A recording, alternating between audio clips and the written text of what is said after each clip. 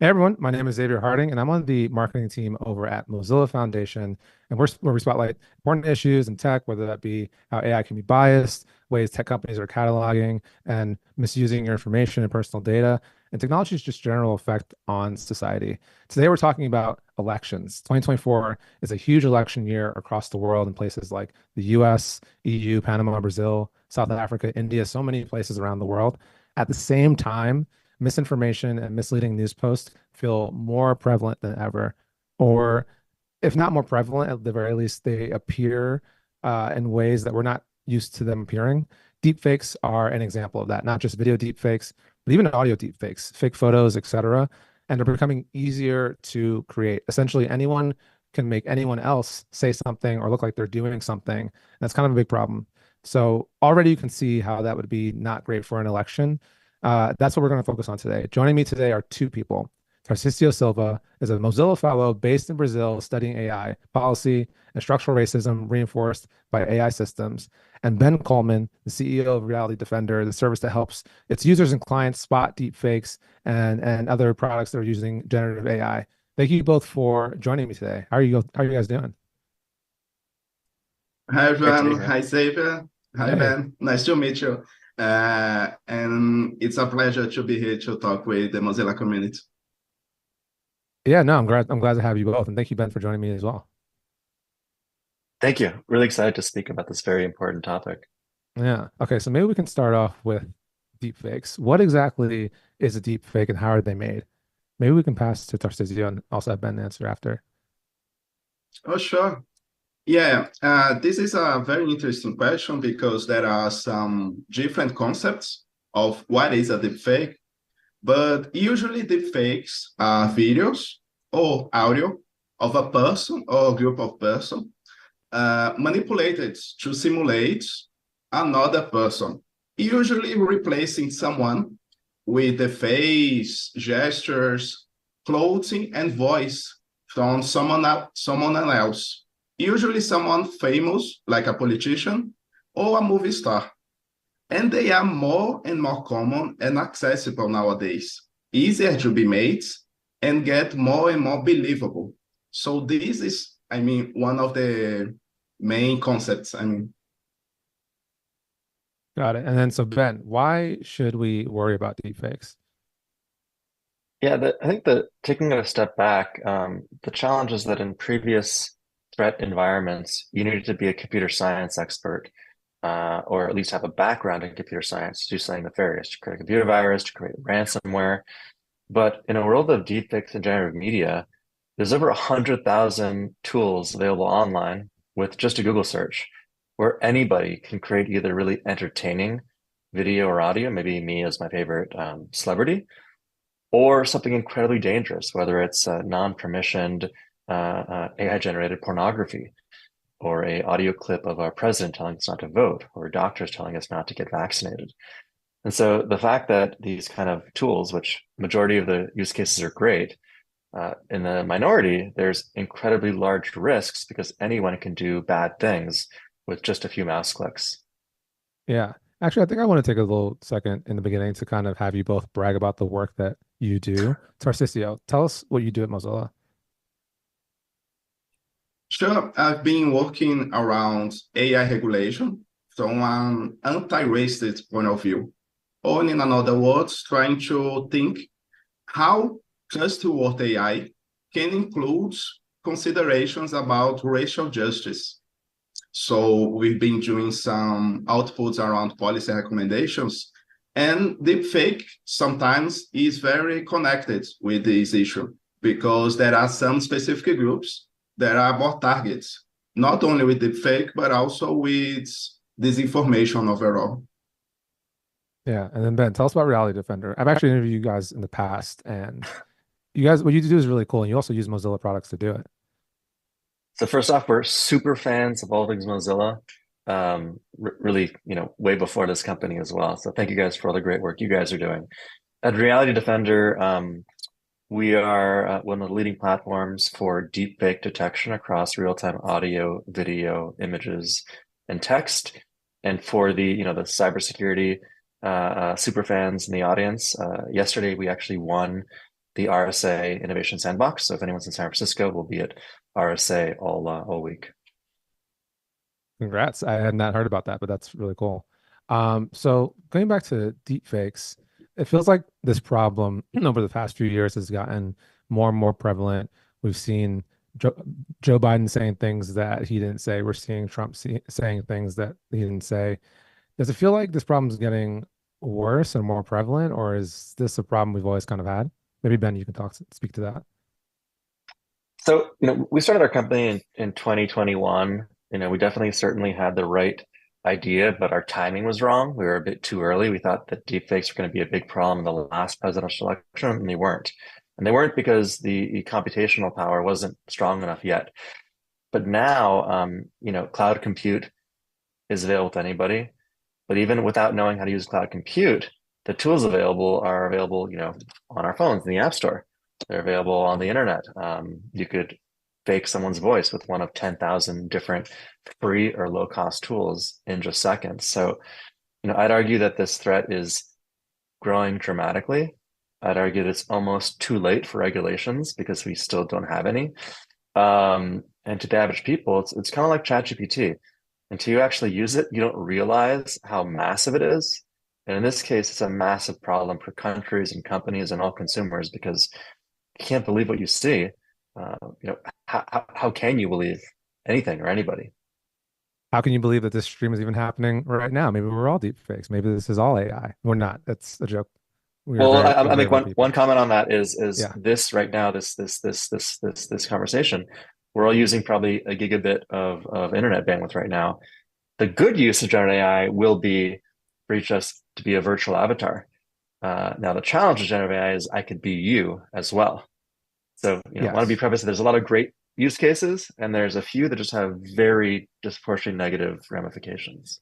Yeah, no, we've talked at Mozilla a little bit about just like the sustainability angle of how much of a carbon footprint everything you do online has, including all the data you're pushing back and forth just to have a Zoom call. I learned recently that you can reduce your carbon emissions by over 90% on Zoom if you just go video off, audio only. So if your boss ever wants you to do a video call, just say, I'm not doing it today, trying to save the planet. So Tarcísio, let's talk about Brazil because you were mentioning to me before that there were Supreme Court rules in Brazil specifically about deepfakes. Has that been helpful? Yeah, right now the Brazilian Superior Electoral Court is trying to put in place some rules to avoid new cases of misinformation that can have an impact on the electoral results and the democracy itself. So in the beginning of the year, the Electoral Court approved some rules. One of them, it's a little bit controversial, is the banning deepfakes in campaigns overall. So no candidates can use deepfakes in this year's election. There is an obligation to warn about the use of AI in electoral propaganda, like AI for other reasons. Also, the restriction to use robots to mediate contacts with the voters, and also uh, some kinds of rules to co-respond to share some of the responsibilities with the social media companies. So there is a pressure for social media companies to have better dedicated teams that can help the electoral courts to discover what are the deepfakes and misinformation strategies. But as Ben said, this technology is very cheaper today and it's very accessible. So even if every political party in Brazil really follow the rules, we are not exempt of facing some problems from third party actors. Like even people engaged with a candidate that does not know the problems of that. So this is a huge problem for Brazil, and probably this year is going to be a challenge for both the government and the social media platforms as well. Are there any countries or any governments around the world that either of you have seen that are handling misinformation well? Yeah, on our side, we're seeing, a lot of governments outside the US taking quite a leadership role in the space, particularly around deepfake related misinformation, disinformation. The UK has a regulation as of last year. European Commission has a few of them. Taiwan, Singapore, Japan, even China have regulations in the space. And so, in the United States, where we're really tasked with generating a lot of this incredible technology, we're hoping that we can follow the recent executive action by President Biden to expand protections on deepfakes, the deepfake threat ahead of an election year when not only the US has elections, but the majority of the world also has elections. Yeah, so many places in the planet having elections soon. So you mentioned before how the U.S. elections last time around, I guess 2020, we were expecting it to get bad. It didn't get that bad. What did we see last time, and what are we expecting to see this time? So last time we saw a lot of, I guess I want to call it more generally analog disinformation and misinformation that's still gets spread. What we think we're going to see this time is, a small snapshot we've already seen, which is fake audio phone calls of President Biden telling people not to vote. Um, what keeps me up at night is not a kind of one-to-many static asynchronous call from President Biden, but an actual real-time personalized live call from my boss, from my wife, telling me, "Hey Ben, we need you across town," or "Hey Ben, I know you're an election worker. Don't come in today. We're closing the precinct." And so the idea that generative AI and just AI in general can be real time and hyper personalized, is already possible right now. And it's not just, senior executives and leadership in countries or companies that are at risk. It's the most junior people who might have an effect on an election or on our own lives because of their job. It's kind of like we're in a weird horror movie where you have to like be wary of anybody who looks like your loved ones or like your spouse or like the idea of okay, Yeah, Biden says don't vote. It's like obviously Biden didn't say don't vote, but if your wife says, "Hey, don't vote," it's like you just have to watch out for your spouse sometimes. you Um, do, and I'll give a kind of a counterpoint to that, which is even scarier. We're getting a lot of deep fake, kind of these ransom phone calls where a loved one says, "I'm in trouble. I got into a car accident. I'm with some bad people. Put them on the phone. If you just wire some money, I'll be okay." Well, I have two kids. If this happens to them, yes, I'll think it's fake, but am I going to take that risk or am I just going to wire the money?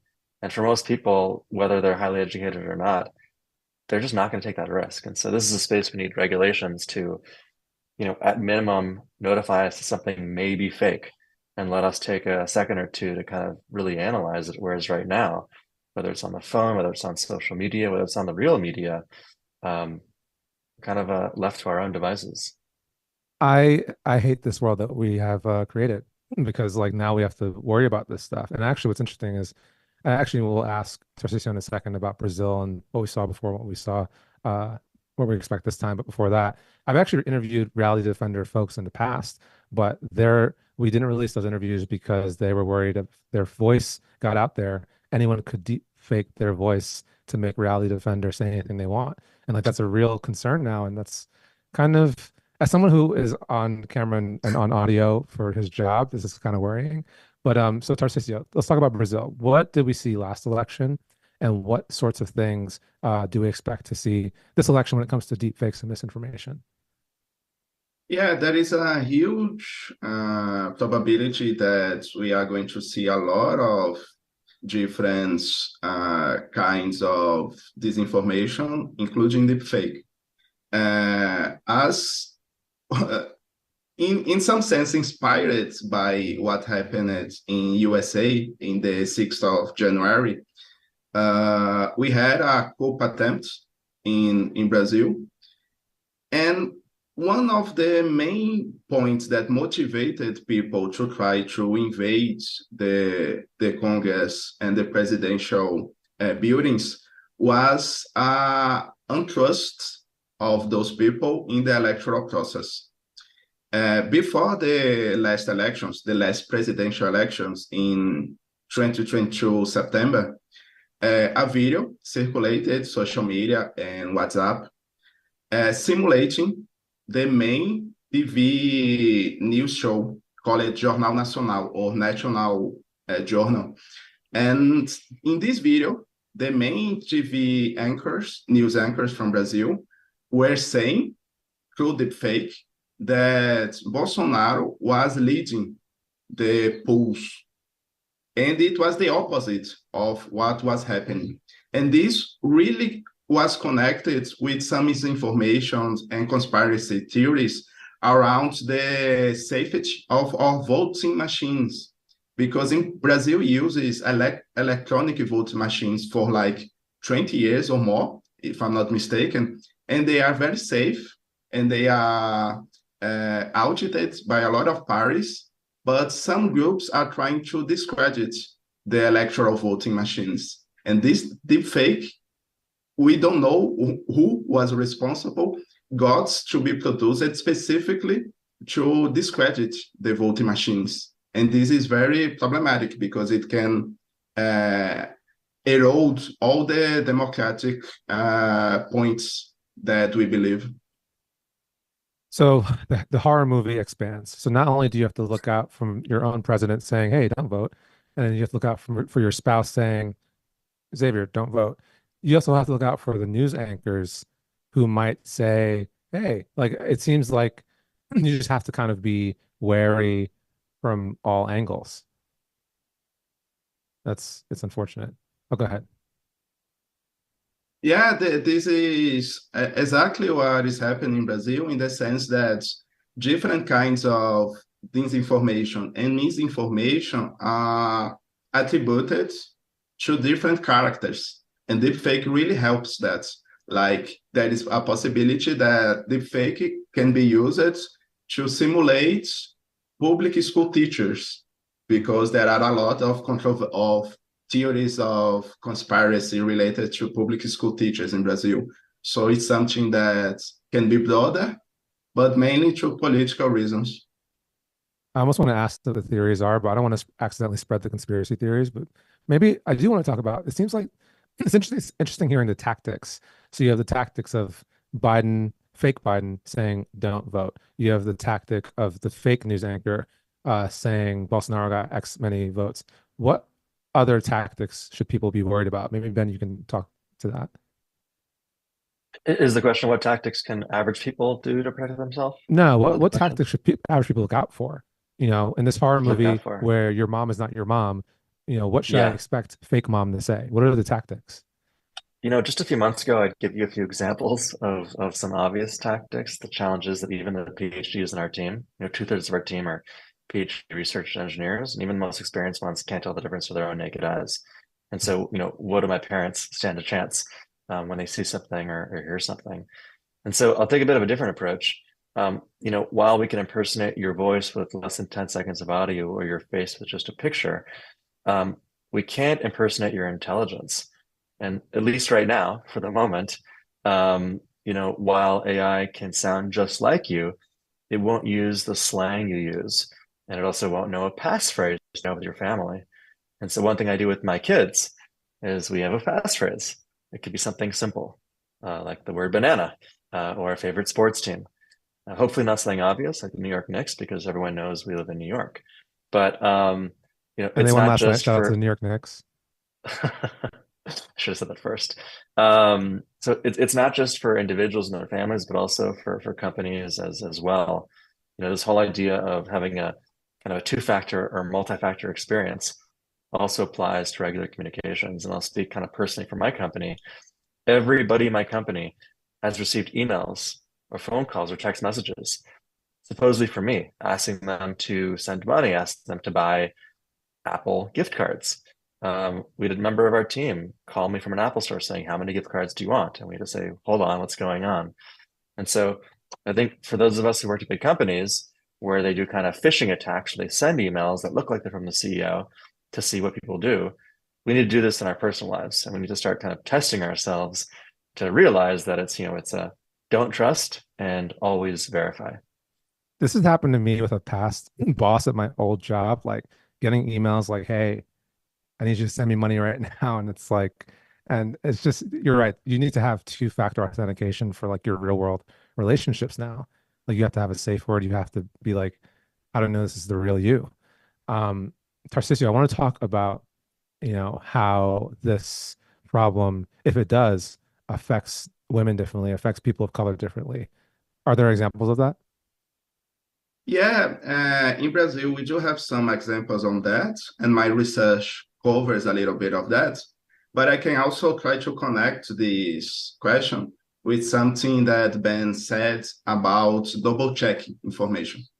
Because when uh, communities or group of people are, I mean, biased by hate or by prejudice, it's more likely that they are not going to double check an information. They are going to believe something that is related to their biased views.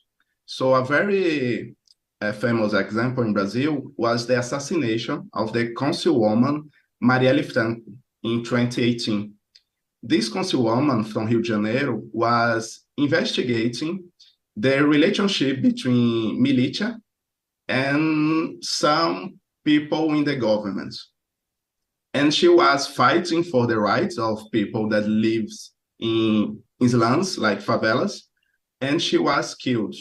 And we don't have the full results of the investigation on the motivations of killing her.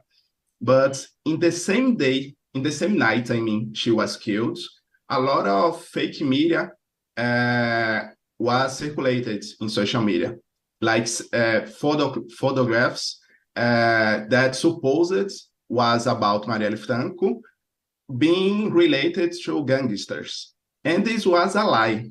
And we don't really need to triple check the photos to see that that woman with the gangsters were not Marielle Franco. But sadly, a lot of people, due to racism or misogyny, just shared this information, believing that that woman could be Marielle Franco. So she was killed for a good reason. So it was very horrible. So in this sense, something that is really interesting, and maybe we can chat a little more about that, is how the attention economy in social media platforms can motivate that. Because when it's so easy to share an information without double checking, it's easier to share misinformation. So there are some measures to avoid that, even in the user interface. So this is why it's so important to research user interface and the ways that the way we develop technologies can harm some kinds of relations. Man, it really shows like the importance of like double checking things. And I guess I wanted your thoughts on this. Is it on people to double check? Is it on platforms to make sure people are double checking? Or is it both? Or is it neither? Yeah, I think it's both, and beyond the users and the platforms, also organized institutions like fact-checking institutions or the role of independent research organizations to participate on that. And regarding social media platforms, some measures like uh, putting some additional context or asking the user to double check a link when the platform knows that the user did not click it on the link are some examples of that. Yeah. I I was I asked you both recently like what's something about this that surprised you, and Ben, you're talking about the idea of the uncanny valley and how we've kind of moved past that. Can you talk about that? Just how realistic these deepfakes are nowadays? Yeah. Well, if it's okay, if I could comment on your last question, Oh, yeah, sure, sure, if sure. that's okay. Yeah. The question on whose responsibility is it? You know, I I I think I would take a bit of a different approach.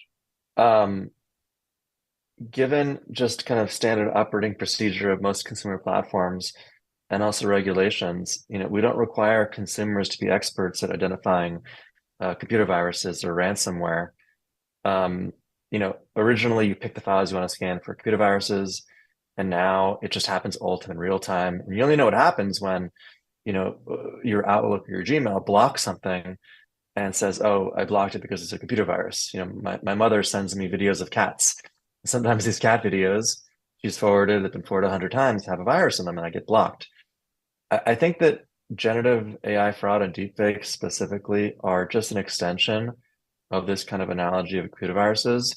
I don't think it's fair or responsible to require average consumers to become experts. I also don't think it's possible.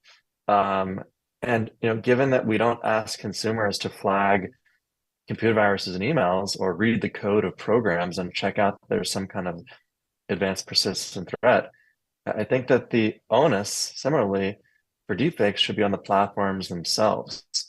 It shouldn't be once I see a video or hear audio or see a post that I need to check this. I shouldn't wait till it's been viewed and reviewed a million times and trust community notes to somehow tell me the truth, which again can be wrong. It should be upon upload in real time all the time, and it should be flagged before it goes viral.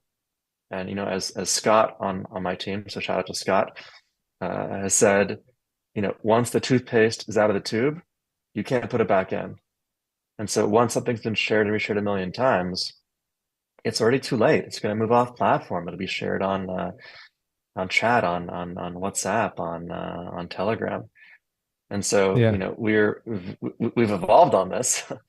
And initially we tried to educate, folks on how to tell the difference, and now you can't. And so we would say very strongly that the requirement should be on the platforms. And we need, when I was speaking to the Senate Judiciary Committee giving testimony 2 weeks ago, I was very candid in that we need very strong, very transparent regulations that on one hand support AI innovation, but on the other hand protect us against the deepfake threat, because everyone on this, this chat and everyone listening is incredibly technically literate, and we don't stand a chance. How do our parents stand a chance when they already don't understand things like two-factor authentication or MFA? Such a good point, Tarcizio. I see you like nodding your head throughout that. I feel like you probably agree with that. Yeah, I agree with that, and also I can mention in line with what Ben said about the responsibility of interfaces between the consumer and the software, because there are some application stores, for example, and some application stores were prosecuted because they permitted to some developers to sell deepfake software focused on doing deepfake nudes, especially of women without consent. So some vendors trying to put themselves, oh, this is not our responsibility. But when the product, the software is marketed like that, we can think about responsibility in this case. It's a very good point. I should mention that if you're in the audience watching right now, you can drop your questions in the comments and we can ask the best questions live on the stream. Yeah, one thing, Tarcísio, you were telling me recently is like for a deep fake, maybe just an audio deep fake, all you need is just like 30, 40 seconds of a sample of clip. And like that's kind of wild that we've come to this point. Yeah, this is really frightening because some softwares can produce deepfakes videos or deepfake audios with just some small snippets of audio, like 10 seconds, 15 seconds. And this is being used in Brazil and abroad to build things like scans and frauds, like you mentioned it around scamming family members, pretending to be someone else. And this is really puts some questions about the real importance of thinking about privacy, because there's a lot of data being extracted from social media, and most of the people don't really know what we can do with this data. I mean, we as actors, and some of those actors in the technology field can be ill advised, you know? Right. Here's a question for you both. Are there any good uses for deepfakes? Is there a good reason we should have deepfakes? Absolutely. Yeah, majority use cases are actually tremendously beneficial. And the example, I gave earlier about, this we're all using Zoom right now. We're using a ton of bandwidth, and we certainly can use a permissioned, I call it more of a AI avatar, which is effectively a deepfake of each of us. And we could shrink our bandwidth by probably a 20x. And so there's a tremendous role for communications to have a kind of permissioned deepfake of each of us, and also things we've seen of others platforms where you can generate a kind of moving video or video you can actually communicate with in real time of loved ones who've passed away. So I think that for our kids' generation, they're not going to be opening up Encyclopedia Britannica. They might be actually talking to every historical figure and having kind of an engagement back and forth. But in this one respect around non-permissioned deepfakes, incredibly scary given the regulations are not there yet. And also for those of you who are kind of following this online, 99% of deepfakes are pornographic, and I believe the number is 96% of those affect women. And so in a world where anyone's photo can be taken off social media or LinkedIn, it's incredibly scary.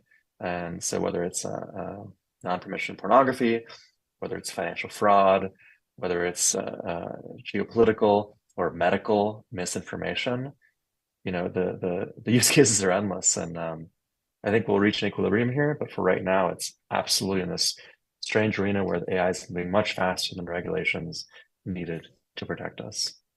That's a good point. I mean, yeah, the avatar example is such an interesting example. I mean, think about even how much time it takes for a person if they wear makeup to like put on makeup, then get ready to be on Zoom and like have the lighting all set up and like I guess, not only bandwidth, but like just mental bandwidth of just focusing on the meeting at hand could be, I see like a couple of reasons. Tarcizio, what do you think though? Like, are there any good reasons for deep fakes? Yeah, I think the example that Ben said about diseased loved ones, it's a good example because sometimes it can be related to art. We had a very famous case in Brazil last year, if I'm not mistaken, of a singer called Maria Rita that launched a music video with her deceased mother, the very famous Elis Regina, one of our biggest singers in our history. And they made a duet, the two of them singing together. I personally did not like it, but a lot of fans really love it, and it touched a lot of hearts. So I think this is a good example. And even I'm not really liking it, but it's possible also to use the fake to talk with diseased ones. And this opens other controversies. How can we prepare ourselves legally to that? Because some people would prefer not to be represented after death. So this is another very interesting thing to regulate and to discuss. So if the person is okay with that, it's a good thing for the family, for fans, etc. The music thing is so interesting because we've seen in the past, AI engineers using, say, Drake's voice to make a song. We've seen Drake use Tupac's voice to make a song. There's so many examples of this is like a brave new world, and I think we're kind of figuring out the rules as we go along. So, yeah, I almost don't even know how I feel about that. I think we have a lot to figure out. So we've got a question on the stream. It looks like Ben, you already answered this, or Reality Defender already answered this beneath, but we can talk about it here anyway. So the question is, is for Ben, have the efforts to manage and mitigate the effects of misinformation and deepfakes been bipartisan? There was already an answer beneath in the comments, yes and yes. But Ben, maybe you can talk about that right now. Yeah, when I gave testimony to Congress last month, what I found really interesting was that it is truly bipartisan. We had Senator Blumenthal on one side as the Democrat chair of the committee. And then we had Senator Hawley on the other side, who's the ranking member from the Republican side. And it was really exciting to see that they were unanimous on this issue. There's no kind of politics involved. I think we can all agree on cybersecurity, which is exciting when there's a lot of other things that we tend to not have as simple of agreement on. No, that's a really good point. Tarcizio, do you have any thoughts about this at all? Like, are you seeing a lot of bipartisanship over in Brazil? Like, is everyone just like, yeah, we're weirded out by this? Yeah, in Brazil, the political party system it's a little bit messy in some ways, but I would say that the majority of more concise, or I mean consistent political parties have some disagreements on how to regulate AI, but most of them are, I mean, aware and acknowledge the problems that deepfake can bring. So I think we are going to discuss this a lot around AI regulation in Brazil. Yeah, I maybe we can start to wrap up. I wonder both of your just personal opinions. How do you feel about this world that we're living in? As you guys talk about this, I'm weirded out and I'm worried that the call is going to be coming from inside the house and that I have to look out for calls from my loved ones now that might not be from my loved ones. Like, how do you both feel about this? Happy to jump in first. I think with all technology, there's a bit of an arena where things are new and scary, and I'm very optimistic that we'll find the right kind of equilibrium forward. I think right now, the next few months are going to be critical because we kind of have this urgency of elections coming up. But in a world where technology is getting less and less expensive, pretty soon we'll be able to do all of the deep faking on our phones and on our computers. And so, the time is now. We're a little late right now, but there's still an opportunity to solve this.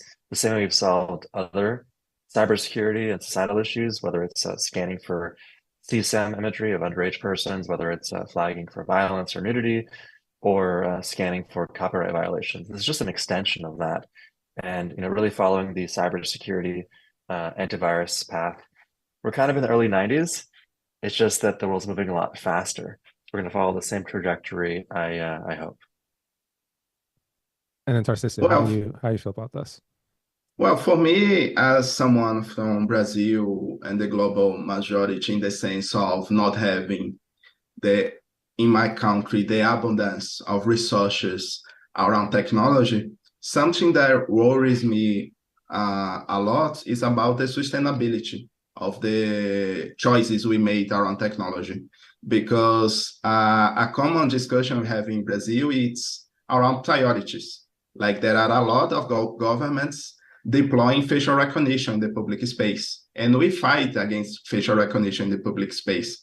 But at the same time, some decision makers are not putting efforts on food security, for example.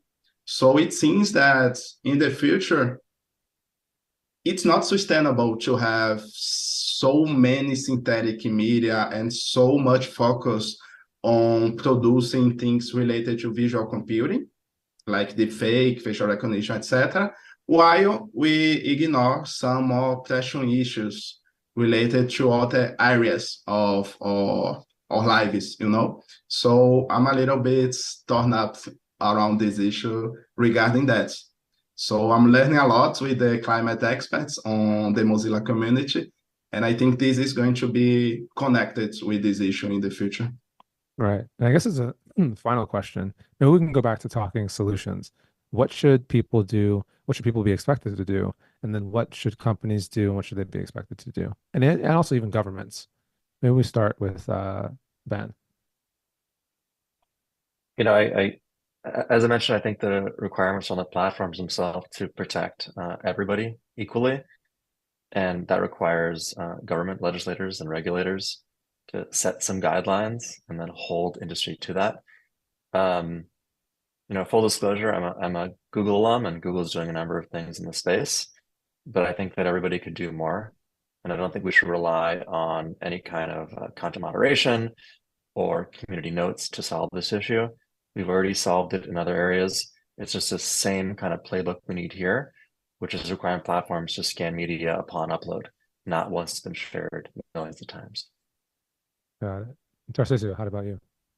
Yeah, for me, I think that's echoing what Ben said. We really need good regulations around the world and more responsibility from the point of view of a Brazilian citizen from companies around the world, especially companies with more power, to really help this happen because we have seen a lot of lobbying against regulations in countries like Brazil.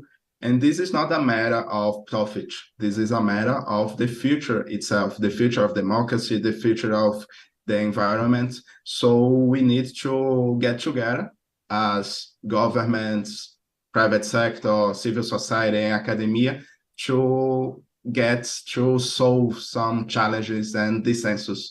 So in a paradoxical way, the way that deepfakes are so visible and so expressive can push more people to be working on that because it's so visual and it's so, I mean,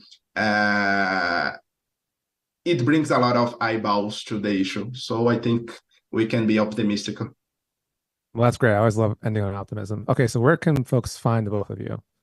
Ben? On our site, our website is www.realitydefender.com. We're doing a lot of public speaking and evangelizing and really ensuring kind of balance between education and just scaring people, because you need to have that kind of personal feeling to understand how dangerous this can be. And we look forward to people reaching out to us on our website. We appreciate this opportunity. I think this is going to be an issue that hopefully will grow more and more important. Tarcizio, how about you? Yeah, for me, it's, anyone interested in reading more can visit the Mozilla Foundation website and look for my name. That is some articles and profiles right there. And also my website, tarciziosilva.com.br. So yeah, I'm available. Thank you everyone for participating. Yeah, exactly what Tarcísio said. Thank you everyone for participating. And you can find more at the Mozilla Foundation blog or at Mozilla on Twitter/X, Instagram, TikTok, LinkedIn, like you are on right now. I'm at I am Xavier on social media. And thank you everyone so much for watching and tuning in. And until next time, see ya.